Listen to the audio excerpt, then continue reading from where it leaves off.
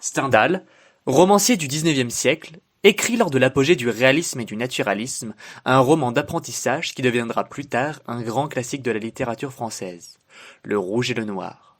Âgé alors de 48 ans, il sort ce roman qu'il voit plus comme une chronique des années post-napoléoniennes, dont les thèmes principaux sont l'amour et la réussite sociale.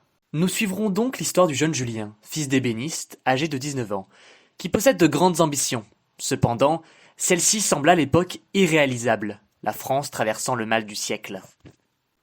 En effet, après la chute de Napoléon, symbole même de la réussite sociale, homme qui était devenu empereur à la seule force de son sabre, la Restauration s'impose avec le Congrès de Vienne, et les idéaux se perdent, laissant les jeunes gens de l'époque dans un désarroi total. Dans ce livre, d'un côté, Julien se verra attribuer peu à peu des rôles ou des postes qui lui permettront de gravir échelon par échelon la pyramide sociale de l'époque. Il passera donc de fils de Sorel à précepteur, puis à séminariste, puis à secrétaire de marquis, et enfin à chevalier. De l'autre, nous verrons à travers les deux livres, décrivant chacun une conquête amoureuse, Madame de Rênal et Mathilde de la Mole, que justement ces deux femmes guideront Julien par amour, mais que lui, par stupide fierté, ne les aimera jamais.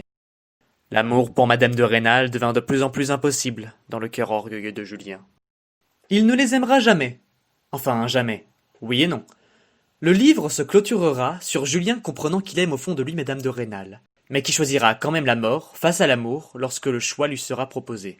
Ses rêves et ses ambitions ne mèneront Julien finalement qu'au bout de la corde, où il verra sa vie lui échapper.